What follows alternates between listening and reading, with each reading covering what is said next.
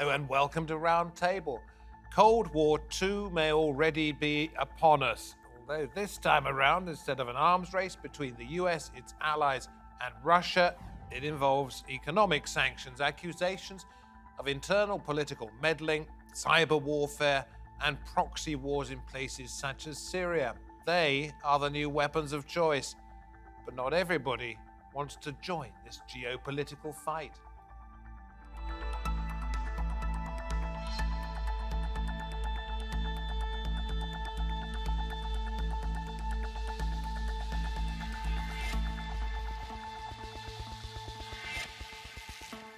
Good to have you along. I'm David Foster. The conflict in Ukraine is the most recent instance where Western and Russian tensions are playing out. But while the US and European countries have been unified in isolating and sanctioning Russia, many in the so-called global South are not on board. As the economic crisis bites harder, support for the West will be sorely tested. Some nations, such as India, see the conflict as very much a European affair. Much of Africa is similarly skeptical of falling full square behind the United States and its friends, perhaps with the echo of being described unflatteringly, to say the least, by former President Trump in 2018, still ringing in their ears. Many also remember the support they received from Russia during their struggles for independence and the nation building that followed. So what can the Biden administration do to bring more countries on side? Let's try and pick this one apart.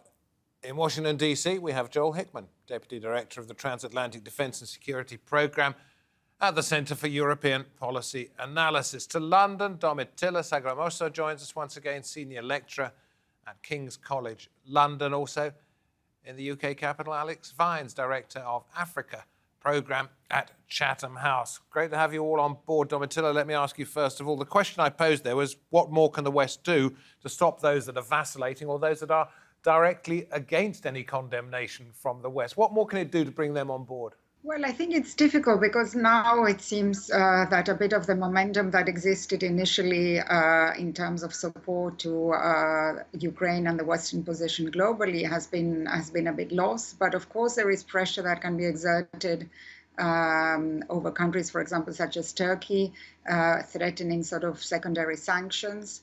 I think that is something that has an impact, for example, on countries such as China, who are a bit concerned that they might be sort of caught up in this sort of net of secondary sanctions. So I think there is something that can be done, especially when we think about sort of the bigger traders and the bigger consumers of Russian energy resources. Have there been any defectors, if you like, those that were on the West side, if you want to call it that now seem more inclined to back Russia? I don't think this has happened. I think that the camp of the West, particularly in terms of European Union member states, other European countries such as the UK, the United States, Canada, Japan, Australia, New Zealand, they've all been supportive.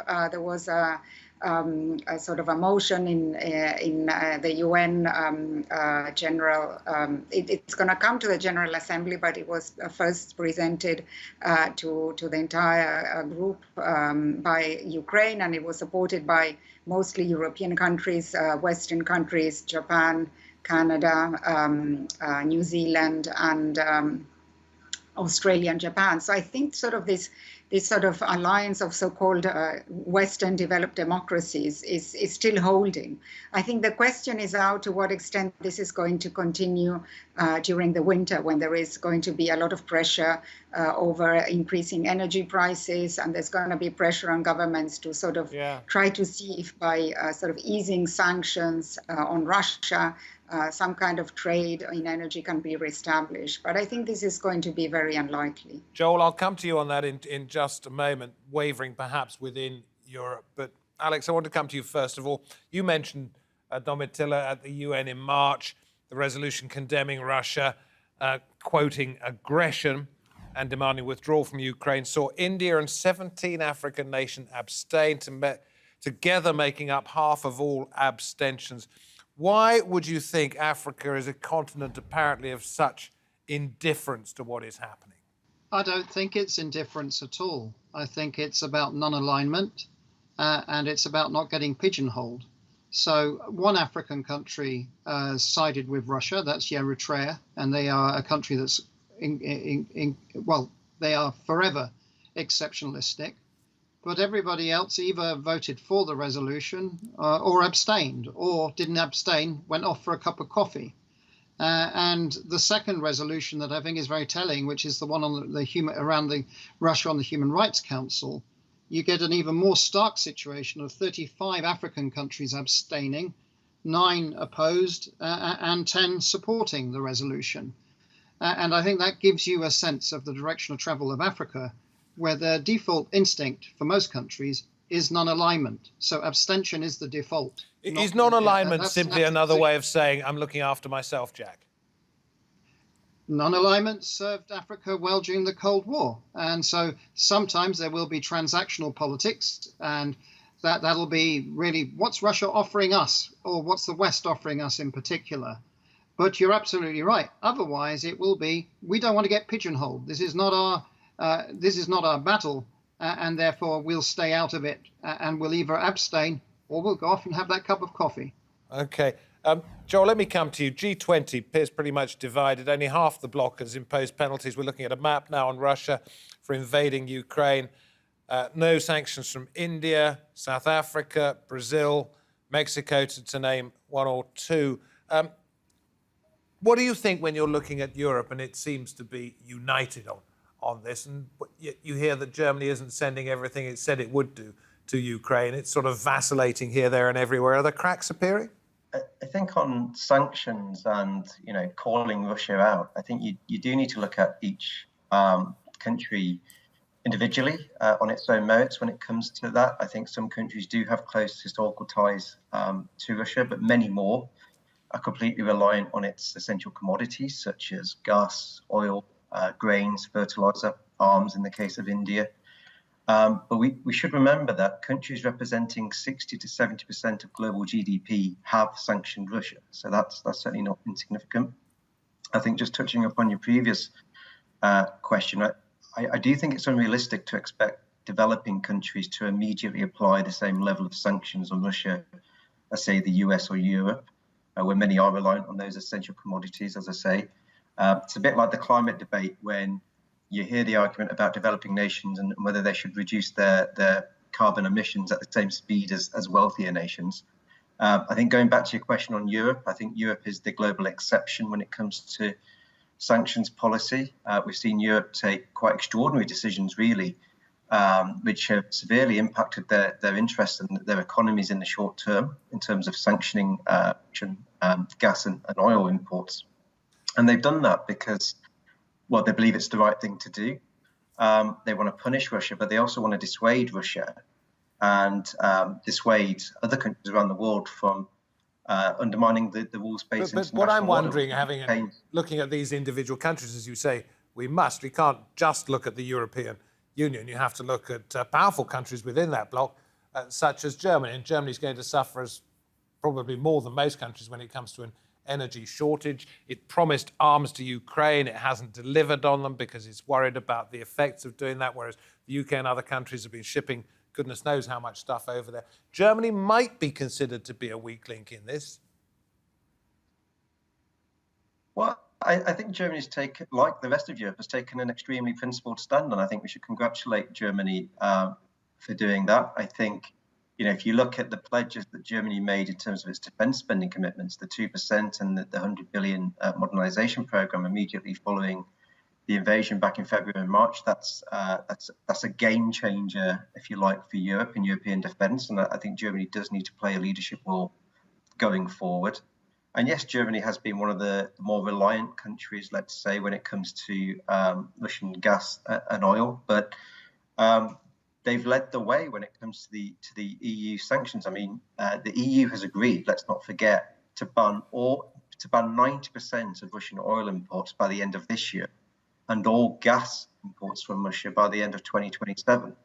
Now, that will have a huge detrimental effect on the Russian economy. 90% of Russia's gas infrastructure and pipelines that go to Europe, they don't go to Africa or South America.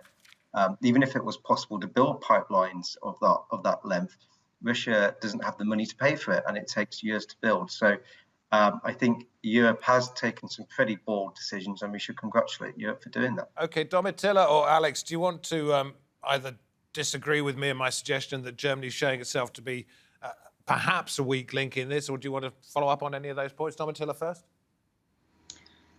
No, I certainly agree with the previous speaker, and there is a bit this idea that Germany is not providing any kind of weaponry, which is not correct. Germany is providing weaponry. It is promising, and it is delivering, maybe not as strongly as we expected, but of course there is a whole process of rearmament there, which is necessary first. I think that Germany also has been quite effective at reducing the purchases, for example, of Russian gas. It's now, it was 40%, it's now around 9%. So I think that there is sometimes a temptation to constantly sort of blame Germany for not being too proactive.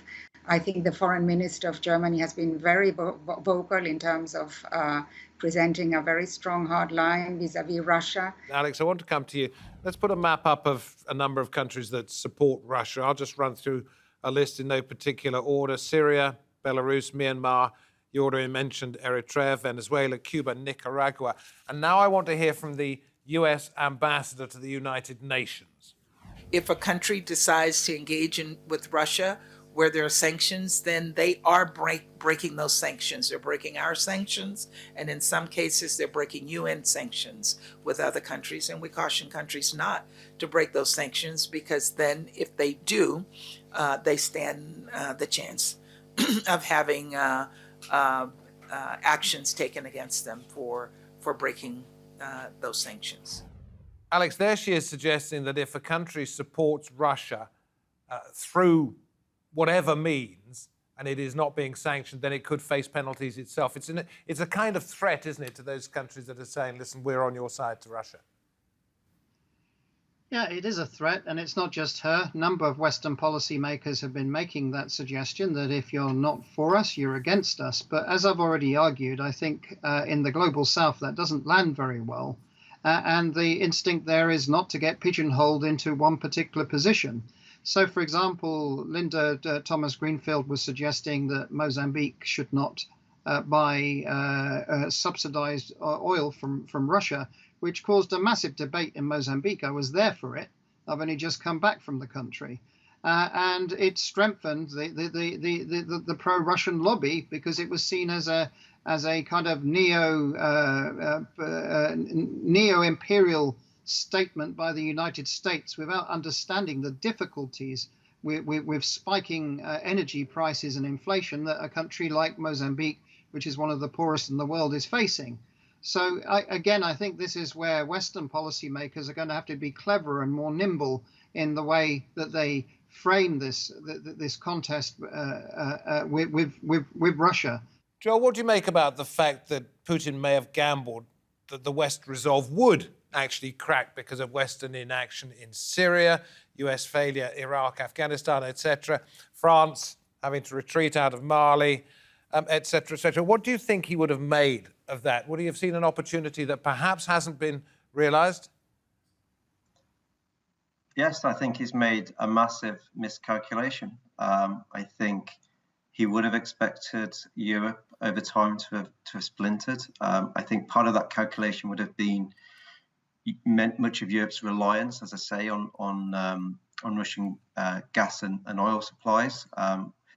We've seen the EU take a very strong stand, as I say, in terms of cutting imports of both of those commodities going forward. And we've seen an extremely united front in NATO. And let's not forget that, traditionally neutral or non-aligned countries such as Switzerland, Finland, Sweden, they've all taken a very strong stand as well against Russia. So Switzerland's adopted the same level of EU sanctions in the banking and finance sectors in Russia. And you've seen Finland and Sweden, of course, join NATO, which is historic. Sweden was militarily non-aligned for 200 years. So it's quite incredible the degree to which Putin has unified the Western alliance. And I think, looking at the bigger picture, let's look at where the Russian economy is right now. Over 1,000 multinational companies accounting for nearly 40% of GDP in Russia have fled since the invasion. Imports are down 50%, including from China. Of the 600 billion or so foreign exchange reserves they had before the war, half of that's been frozen. And they're spending through the rest, I think 75 billion since March, to sustain their war effort in Ukraine. And as I say, the biggest trading partner, the EU, has essentially slammed the door shut. Joseph Borrell, Europe's head of foreign policy, if you like to call him that. He has a proper title, but I can't directly remember it. Domitilla said, holding the bloc together is a day-to-day struggle. What sort of tensions do you think there will be? I think there are going to be tensions around sort of potentially lifting some of the sanctions and reestablishing effective energy trade with Russia. But here the problem is that also Russia is the one that is sort of blocking this gas trade with Europe. It is Russia which has decided not to deliver the promised deliveries of gas. It is Russia which is not sort of trying to utilize sort of the gas weapon to exert pressure on European countries. So I think that there is a hope, and I think an illusion among certain countries or certain constituencies in European countries, in Italy, for example, in particular, that potentially, you know, if some kind of ceasefire agreement is signed with Ukraine and the war is brought to an end, sort of energy ties can be reestablished with Russia. And I think this is not really going to happen. We're in a very different paradigm now.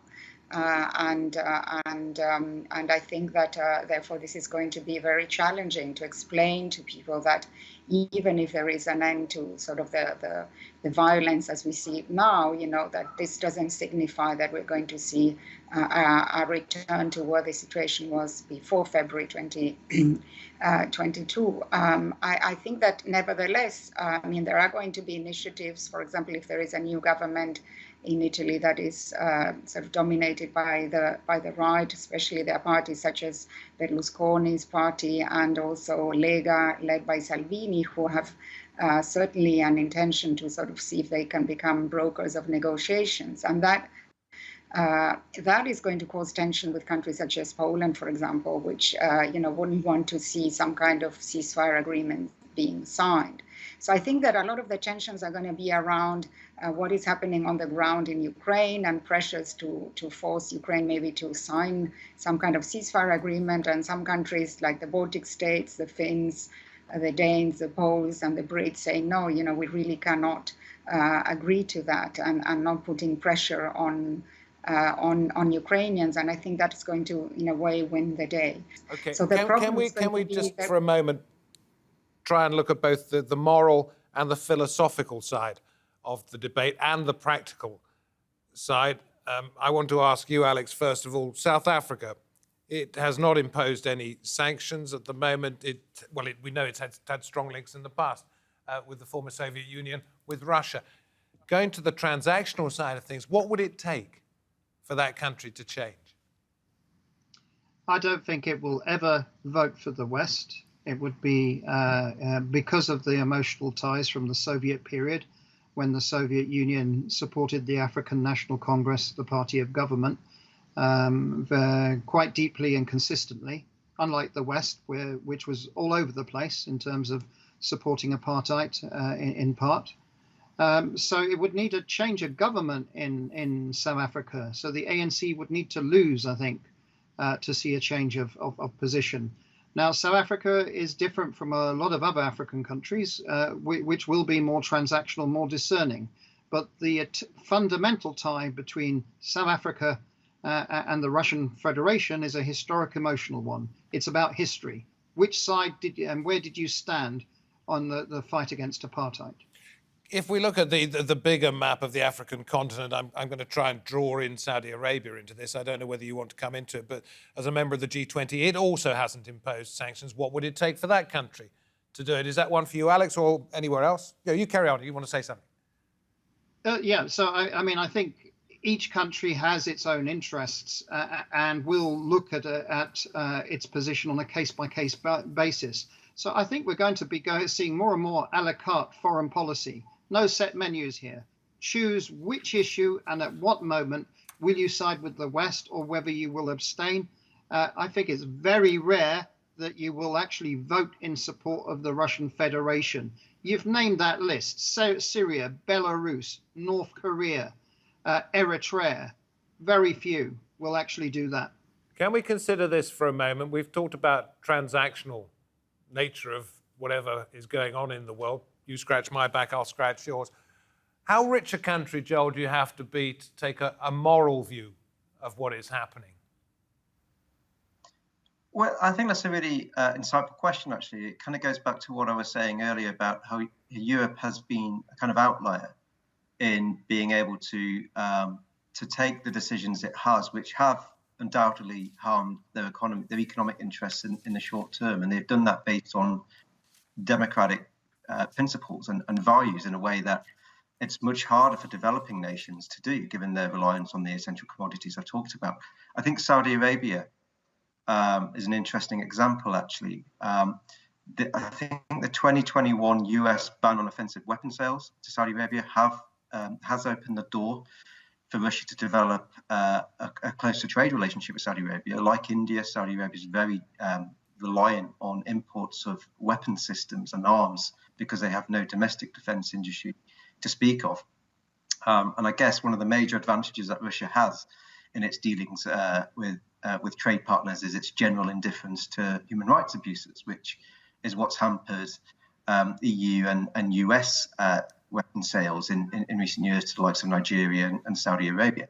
But I believe the White House actually will overturn that decision. I'm seeing reporting of them overturning that decision in regard to Saudi Arabia. And I think part of the calculation will be the opportunity to dent Russian arms sales to Saudi Arabia. So I would expect Saudi Arabia to actually continue its major defense relationship with the US going forward. I don't see Russia kind of making a big dent in that. Fascinating. Quick final word from you, Domitilla, in just a moment. That's after we've heard from the former Ecuadorian foreign minister. A lot of Latin Americans feel and think that sanctions are applied in a sort of selective, politicised way, with a lot of double standards. Basically a tool of the US hegemony, rather than a tool of global justice. True or false what he's saying, Domitilla? Well, I think that for Europe it is a matter of moral justice, but also a matter of upholding international law. And I think this is one of the strongest arguments that should be put forward to countries. Of course, with the understanding that many cannot afford to impose sanctions on Russia. But this is really about upholding the international legal order. And in terms of Europe, it's protecting its own security. So it's extremely serious. It's not a faraway conflict for countries that, doesn't mean much. I mean, this could open the door to other countries taking similar initiatives. And therefore, I think it needs to be explained that besides the moral dimension and the atrocities that are being committed by Russia militarily, but also in the occupied areas, is something that we can no longer tolerate. And that there is a real danger that if this is not countered, then other countries are going to do the same. And this is very, very risky and very dangerous. But I suppose one of the points that is being hinted at there is that powerful countries can use conflicts such as this to redraw the global map in a way that suits them, as was done post-1945. Is that likely at all here? I don't really understand that line of argument. I mean, what we need to do is to stop this sort of decision by countries that are powerful, such as Russia, to redraw borders. This is something that we cannot accept, not in Europe and not in other countries. I mean, we need to insist that any change of borders, if it takes place, it is carried out in a peaceful, legal manner, with the acceptance of the countries involved. And I think this is something that is extremely important. And I think it should be taken on board there are territorial disputes all over the world. This is not something that is unique to the European continent. And it could really open a Pandora box. There are many territorial disputes, throughout the world. And that's why it's so important to uphold international law. And I think this is something that needs to be clearly explained, and the message needs to come across. Besides, as I say, the high level of atrocities that are being committed by Russia and by the occupying forces in the areas that go all the way from Luhansk to Kherson to Zaporizhzhia, Melitopol. I mean, in every city was reading reports yesterday about, concentration camps, atrocities of people being interned, disappeared, tortured. Children being separated from their families, sent in faraway areas of Russia. This is something that we need to highlight constantly to make people understand that this is not just a power contest between Russia and the West or Russia and the United States. This is a serious security concern and a moral issue which should, affect all countries globally, and especially make people think, what is the point of aligning ourselves with regimes such as Russia? I have to stop you. I really have to stop you there, Domitilla. Thank you very much indeed. Thank you to all my panelists for coming on this edition of Roundtable. We could talk for a very long time. No doubt nations around the world will, perhaps for many years to come, about this particular issue. From me, David Foster, thanks for watching Roundtable. Hope to have you with us next time. Goodbye.